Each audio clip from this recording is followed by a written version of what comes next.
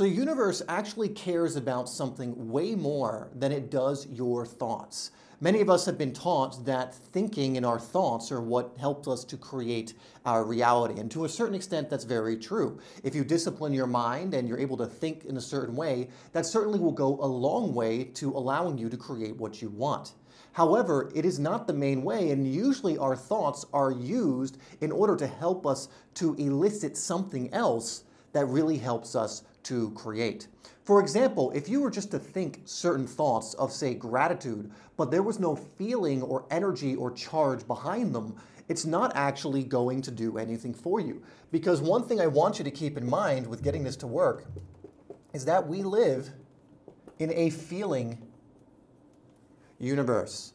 Now, does this mean that the universe has emotions or in the same way that we do as people? No, that's not what we're getting at. But emotions start pointing the arrow more at what we're talking about here, because if we're to break down emotions, so something that we usually tie into feelings as being the same thing, if we're to break this down, I want you to think of emotions as energy in motion. Energy in motion. And if we're to look at what the universe consists of at its core, it's energy. You can even look at people like Nikola Tesla, who said if you want to understand the secrets to the universe, think in terms of energy, frequency, and vibration. All non-physical things, again, coming back to energy. If we look at some of the most famous scientists through the ages, people like Max Planck and Werner Heisenberg and Niels Bohr, Nikola Tesla as well, Einstein, so many of them pointed to this, claiming that all of this stuff you see around you is derivative of something known as consciousness, or of things that we can equate to energy. Now, thoughts absolutely have a role to play, and I'm going to be going over what role that does play. But for example, a lot of people think if they say certain affirmations time and time again, that they're going to start changing their lives. So for example, let's say, I am abundant is a common one, right? Or I am wealthy or something else. So I am abundant is a common affirmation. People will fall asleep to this. People will say this out loud, and they'll have the thought over and over again, I am abundant, I am abundant, I am abundant, I am abundant. But the problem is most people do not believe they are abundant who go to say this. And so the feeling that occurs when they are thinking this thought, what is the underlying feeling? That is what's actually important when it comes to this. So if you're thinking, I am abundant, and you're thinking this thought over and over and over and over again, but you're feeling, let's say it's guilt or doubt, maybe frustration, you are not communicating this out to the universe, not even close. The universe doesn't speak in English or Spanish or French. It speaks in feeling. It speaks in energy. That is what it responds to. And so you could say, I am abundant, or I am wealthy, or I have my significant other, or whatever it is, until you're blue in the face. And if the feeling doesn't correspond with this, you will never, ever receive it, because the universe is playing from or moving from the underlying sponsoring energy of whatever the thought is. So what is the sponsoring, or we can say actually even better, underlying feeling with whatever you're thinking? So if you're thinking certain thoughts, you're focused on things that you want, but you feel bad, and the underlying feeling is of these things, this is what you're communicating to Source, to God, to the universe. And that is what you're going to bring more of into your life. And so when it comes to this in kind of a hierarchical perspective, it is always the feeling. This is why you hear people like Neville Goddard all of the time say, assume the feeling of the wish fulfilled. He doesn't say assume the thought of the wish fulfilled. Now that can help you get to the feeling, but if you're thinking the thought and you're visualizing the thing you want and you don't feel good, you're not communicating the thoughts. You're communicating the feelings. And so it's those feelings that you are now handing on a platter to the universe, basically as good as saying, this is what I want more of. This is what I want in my life, guilt, doubt, and frustration. And so I'm going to give you a workaround here on how you can start to think about things and feel good about those things and continue to create in the ways that you want to create. Because again, I see this with so many people I've worked with, or just people in general who ask me about this. They're asking for these things. They're kind of in this pseudo-positive mindset, this spiritual bypassy, we'll say, kind of mindset. They're saying the right things, but the underlying feelings are not there. They are feeling pretty crappy. The underlying feeling when they think of the abundance and all these things that they want is, ooh, I don't have those things. And so they're thinking from the place of I don't have those things rather than from the place of I have it now, right? Rather from actually feeling abundance and joy and prosperity and whatever else it is, if we're to use this example of abundance, right? But you can apply this to any other area. And so if we want to communicate in this feeling-based way, more potently, in a way where you're actually building up the energy you need to create in your life, then we need to approach this differently. So now we know that it's the feeling that's really being communicated. That is where the law of attraction is being activated. It's based on the feeling. All these other principles, because we live in a feeling universe. So we're going for the feeling. So it doesn't really matter what you're thinking if it's not eliciting the feeling that you want to experience right now. And it's what you are experiencing right now that's creating your experience. You're always in the now, the eternal moment of now. And if in enough of those moments you can feel a certain way, you'll start bringing the equivalent of that into your life. So how can we use things like goals and affirmations and whatever else in order to elicit the feeling that we want? Well, we're going to use a technique known as the sweet spot. And this comes from Napoleon Hill. So most of you will have heard of Napoleon Hill. We don't need to put his name in there. But this is not only the way around making sure you're not feeling bad about the things you're thinking, but it is also one of the quickest ways to realize your goals in almost like these quantum leaps. In fact, Napoleon Hill said that this worked so quickly that it, oops, dyslexic there, that it frightened him. I'll just say scared. Keep it simple. So when you get this, it can work so quickly. And when I say it working so quickly, let me be very clear on what I'm saying. I'm not saying you're just going to feel a little bit better and all this different stuff. What he's talking about is you get physical results. New things come into your reality stream. New manifestations, more money, new relationships, new opportunities can come in so quickly. And Napoleon Hill said when he learned this from studying some of the most successful people at the time, and they were all doing this, and he said when he started doing this because he observed them doing it, and he was commissioned by Andrew Carnegie to go observe these people and then to the masses share the secrets to how they're able to manifest so quickly and so much, right?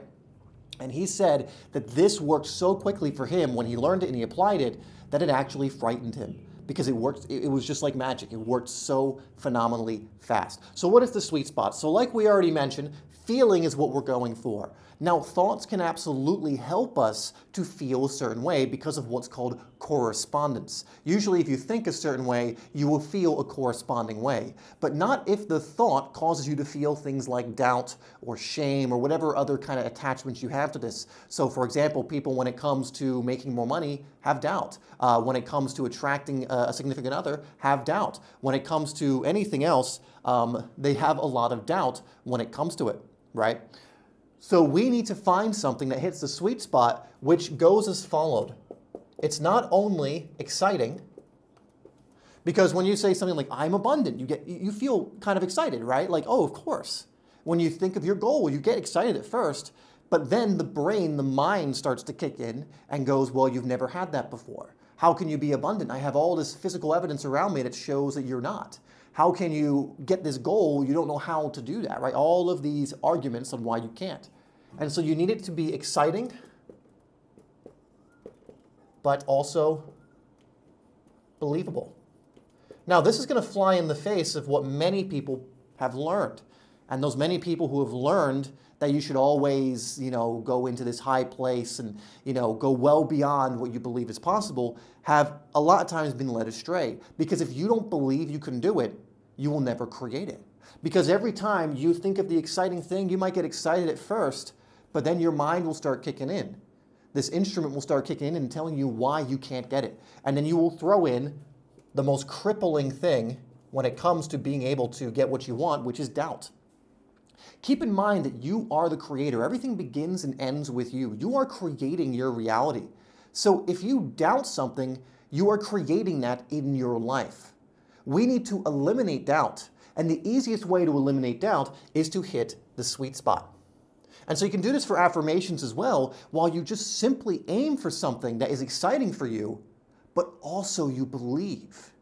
And here's the kicker. When you start doing this, you're excited and you believe it and you remove the doubt. So now you've chosen something that feels good, and now you don't have doubt coming in and destroying the feeling good, right? Because that's what doubt does, is it eliminates your ability to feel good. Remember, we live in a feeling universe, so if the feeling is not there, it can't respond to the thing you want. If the feeling is even worse, it's opposite, and now you're feeling negatively, it will respond to that feeling, but then it will give you things you don't want because you're feeling towards those things. So we need to eliminate doubt, which is what the sweet spot does. So you choose something that's exciting but both believable. And at first, this might be something way lower than you want to be, but you always honor where you're at, and you don't try and jump 5 moves ahead. For example, if you're in first grade, don't try and get to 5th grade.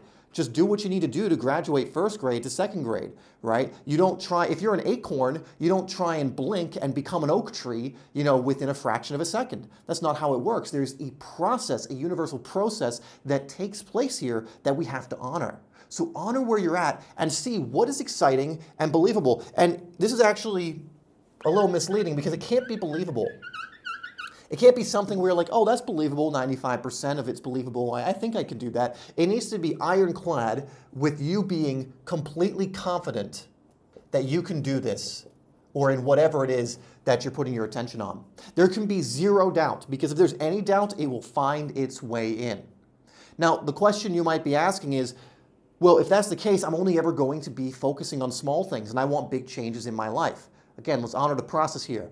What do you think happens when you create a sweet spot, which is what this is, and so you create a goal, and it's something that's exciting, but also something you're 100% confident that you can do?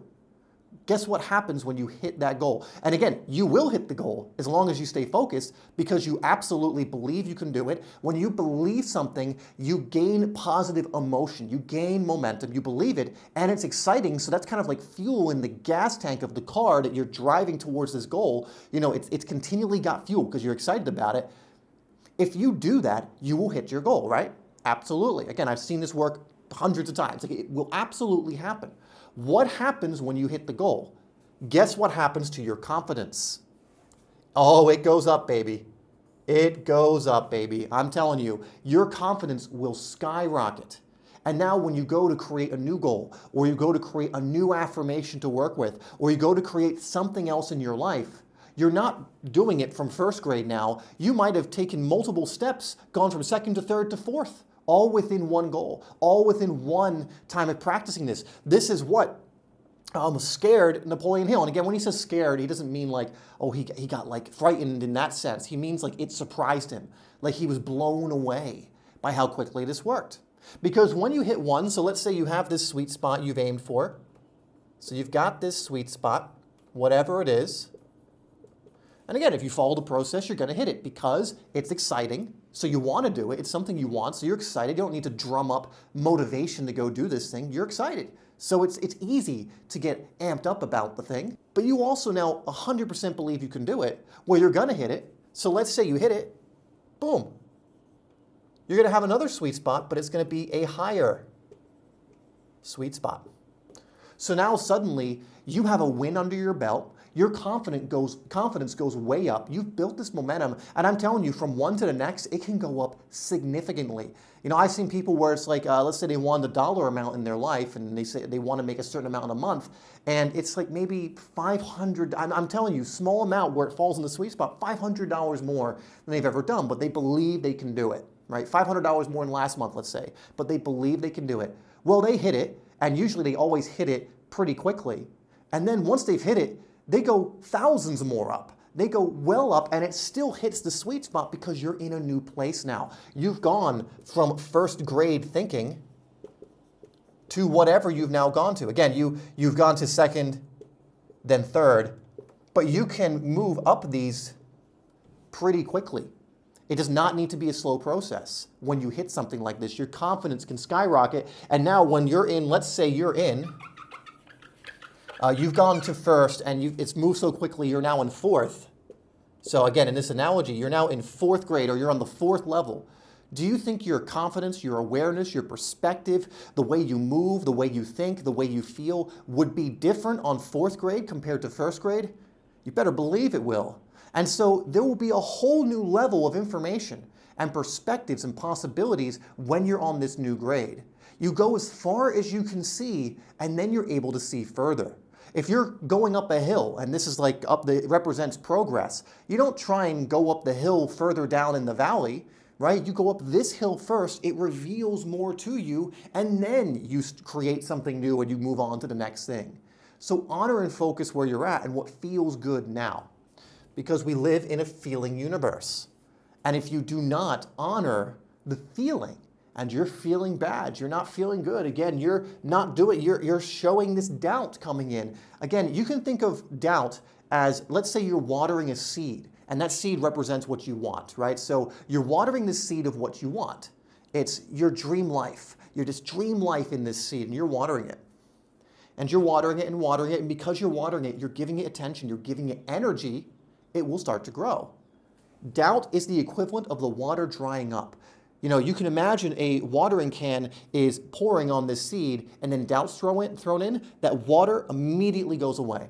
The stream is gone because that's exactly what doubt does, is it cuts off the flow of energy towards whatever it is you want to create. And in fact, it can even be worse because if you throw in doubt, usually doubt, you doubt yourself, it then leads into, again, these other emotions. Now it's guilt, now it's shame. Now it's fear. A lot of times it turns into fear. That's a common one. Maybe it's anger, right? So you doubt, and then you're in these other emotions. You start feeling bad and guilty, and all these other things start coming up. Now it's not that, now there's still a flow. Now there's a flow of energy again, but now you've moved to a different seed, and you're watering the fear seed, the shame seed, the life you don't want. And then you start getting more of that because you're giving energy to this thing. So keep in mind, the feeling is the secret. Right? As Neville Goddard would say, the feeling is the secret. Assume the feeling of the wish fulfill. Now, we are going to go over where your thoughts play in this, but this is an important perspective to have because if you're just thinking one way but feeling the opposite, then you are doing not only yourself a disservice, but you're moving backwards and you're moving towards things you probably don't want in your life. Okay, so let's talk about the thoughts a little bit because you've probably heard me say something to this effect, that you get what you think about most of the time, right? This is the strangest secret. Let's finish that up. Right? So this is The Strangest Secret by Earl Nightingale. So why is it, if we live in a feeling universe that responds mainly to assuming the feeling of the wish fulfilled, to being in that energy now, why is it that we get quotes like you get what you think about most of the time? Why is it people who are in the know, like Earl Nightingale, and it goes, you know, there are people who said the same thing in other words, dating way back, you know, there are people who were in secret societies who were aware of this. It was passed down through generations that you get what you think about most of the time. Well, there's an important reason for this because there is what's called a law or principle of correspondence, which does date back for a very long time. It's a part of what's called Hermetic wisdom, which we can date back as far as ancient Egypt and probably even beyond that, but that's as far, I believe, as we've gotten back with it. And so the way to think about it is this. Imagine, or don't imagine, just realize that there's three parts to yourself, right? You have a physical body, you live a physical life. We know that, right? You can see that, your five senses, and you're interacting with this physical space. But you also have a mental and a spiritual side of yourself, right? Now, what we've been talking about in this video is what activates what's called the spiritual side of yourself. This is the feeling self. This is your connection to the divine, right? To God, to source, whatever you want to call it. It is your connection to all that is, and also the feeling self. So when we're being a certain way in here, it has a huge influence over our lives. But there's also this mental realm, and by the way, these two realms, the mental and the spiritual, make up what's called the inner world, while the physical makes up what's called the outer world. And keep this idea in mind, the outer world, which is your physical, follows the inner, right? This is why you get quotes like you get what you think about most of the time. This is why you get responses from life in the physical world based on how you're feeling, because what you're doing inwardly leads to what you're going to experience outwardly in your physical life. However, there's this mental part of you, and the mental part of you consists of the thoughts, like we've been mentioning, the visualizations, the imagery, right? And so you get what you think about most of the time because of something called correspondence. And that's a bad drawing there, so let's fix that. So essentially, I'll explain what this means. Just a sec. So the principle of correspondence. You've probably heard of the idea of as above, so below, and as below, so above, as within, so without, and as without, so within. And what this is saying is that all three of these parts of yourself are interconnected and they are corresponding and communicating with each other. What that means is if you have a particular thought, you are usually going to get the corresponding feeling on this plane. And through that, you're going to have the corresponding response in the physical plane. So understanding that these are all connected. And you can test this out for yourself, because if you think a certain thought, let's say you think of a memory that you cherish, you're going to get a corresponding feeling that comes up as well, right? If you think, for example, I'll think of my son, like my 6-month-old son. I always add the year, it's just a habit. But 6-month-old son, and I start feeling really good, right? I imagine his smiling face and him giggling, and you can already kind of see like my demeanor change, and I can tell you I'm feeling very different, right? Because there's a correspondence there. You think about something like that, you feel the corresponding related emotions or feeling, and you also get physical changes too. Your shoulders might go back, you might smile, right? And so they're all connected. And you can do this from any realm. So for example, if you just started feeling loving, you would notice your thoughts became more loving. You would notice, again, your body language would change. You might notice you're less stressed and you're more calm, etc., etc. So understand that all planes of existence are in correspondence. We can actually use this to our advantage because we can change something on one plane and then alter something on another. This is why your thoughts are so powerful, because most of us are used to using our thoughts more than anything else. We're used to connecting to our thoughts, not always our feelings, right? And so by using our thoughts as a way to gain a similar or to correspond with the spiritual self or the feeling, we can help through thoughts guide the direction of our feelings, right? So you get what you think about most of the time. So if you're thinking about the things you want and you're feeling good about them, if you are thinking about happy thoughts, things that are positive, things that are constructive, things that are loving, things that are grateful. You know, why is gratitude so powerful? A lot of times for gratitude, you have to write it out or you think it in order to start feeling it, right? Why is it that that's the instruction on how to feel grateful? Because you're thinking about it first, which is helping elicit the actual feeling of gratitude. When you're writing it out and when you're speaking it out loud or whatever you're doing, maybe you're moving your body, again, correspondence that has an effect on both planes. You know, if you're here kind of just unenthusiastic in your movements while doing it, you probably won't feel much of an effect. But if you're like, I'm so happy and grateful for this, and I'm so happy and grateful now for this, it changes everything on all planes of existence. And so the reason we get what we think about most of the time is because our thoughts are tied to our feelings and vice versa. And so if you start monitoring your thoughts and checking in often to see what is the content of your thoughts, what are you entertaining? Is it on what I want or is it on what I don't want? Here's a hint. Most people throughout the day are focused on what they don't want. And guess what? You get what you think about, key word, most of the time. So if you've ever been confused on, wait a second, I've been feeling and thinking more positively, I've been thinking more about what I want, most of the time. If you're doing it 10% of the time, that's great, and that's better than doing it 5%, but it's not even close to most of the time. If you're doing it 19% of the time, that's great, it's better than 10%. And again, keep going up, but it's not most of the time. When you tip the scale, and again, what does most of the time mean? It means at least 51% of the time, the majority of the time.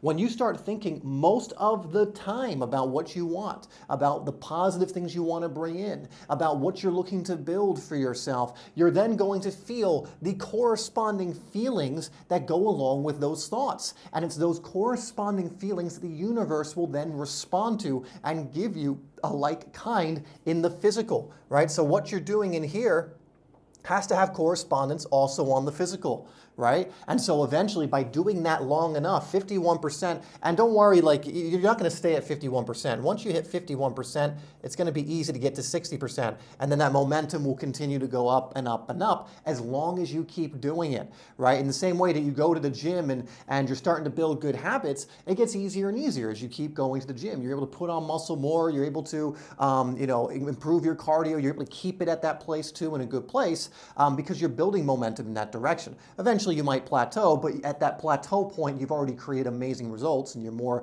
about potentially maintaining what you've built here, right? And so you get what you think about most of the time. So your thoughts play a very important role, but understand that it is the feeling that the universe is responding to. The thoughts, however, are one of our best tools that we have to help drive the feeling, to help us through correspondence create the feelings that are going to serve us in moving towards our goal. Again, if you're thinking negatively most of the time, you are not going to feel good. You are not going to feel the feelings you need in order to bring about what it is you want. And then of course, you're going to get the equivalent of those negative thoughts that correspond with feelings that now have correspondence on your physical life, in the physical plane.